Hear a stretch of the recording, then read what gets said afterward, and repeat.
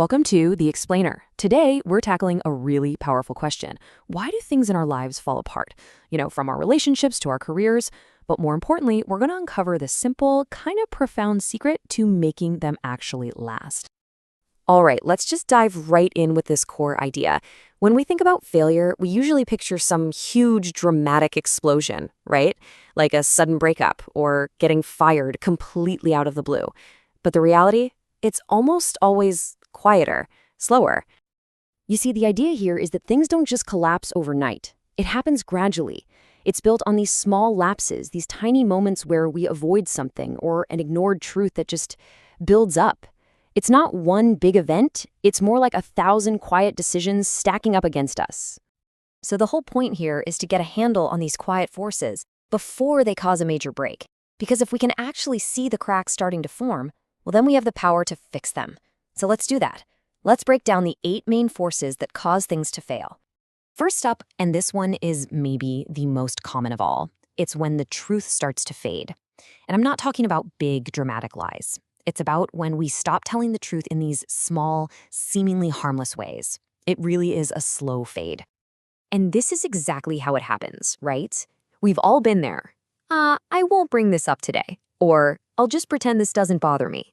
Each time we let a little truth slide just to keep the peace, it's like we're adding a tiny bit of weight to the scales.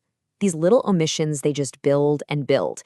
And eventually, that weight becomes totally unbearable, and it poisons the very foundation of the relationship or the project. It's literally failure by 1,000 tiny concessions. Okay, force number 2 is a close cousin to the first one, avoidance.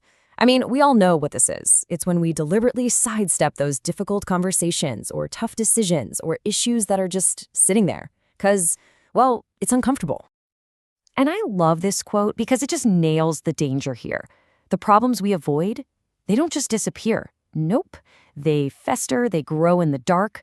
By putting off that uncomfortable thing today, you're literally building a much, much bigger crisis for yourself tomorrow. All right, the third force, this one is a really subtle trap that I think we all fall into. It's when we start relying on hope instead of actually taking action. And look, hope is a beautiful, necessary thing, but the source material is really clear on this. It is not a strategy for success. And this comparison just lays it out so clearly. Hope is passive. It's, I hope this improves. It's waiting for the world to change for you. But action, that's about creating the change yourself. Life absolutely rewards motion, even if it's just one tiny step forward. Okay, that brings us to our fourth force. This is what happens when we just stop paying attention. I really like how the source describes attention. It's like a form of nourishment. And without it, things just naturally start to decay. I mean, just think about all the meaningful things in your life. Your relationships, your skills, your health, your dreams. They're like plants. Without the sunlight of your attention, they just wither. Nothing in our lives is self-sustaining. Everything requires our intentional focus. The takeaway here is so simple but so powerful. Where your attention flows, your life grows. Number 5. Oh boy, this is a big one we've all run into, the destructive power of the ego. You know that voice inside that just has to be right? The one that's always defending itself? Yeah, that's the one that gets in the way of any real repair or growth. And this comparison just lays it out perfectly. Ego is like a fortress. All it does is defend, justify, and blame. But humility? That's like an open door. It's what allows us to say, you know what? I might be wrong here. Or can you help me understand? Humility is what keeps things from breaking beyond repair. All right, force number 6 is all about the ground we build on. It's about starting something really important, but on a foundation that's just wrong. It's unstable or even false. You can have the best intentions in the world, but if that starting point isn't right, the whole thing is destined to crumble. I mean, we see this happen all the time, right? Taking a job just for the status, not because it's a good fit. Choosing a partner for how they look to others, not for real compatibility. It's so easy to build our lives from a place of performance instead of from a place of truth. And the warning here is crystal clear. When that foundation is false, the structure, no matter how impressive it looks on the outside, it will eventually collapse under its own weight. Okay, our 7th force is stagnation. It's a simple truth. Life is dynamic. It requires movement, evolution. And when anything, a person, a relationship, a whole company, stops learning and adapting, it starts to decline. It's a really quiet, but absolutely certain decay.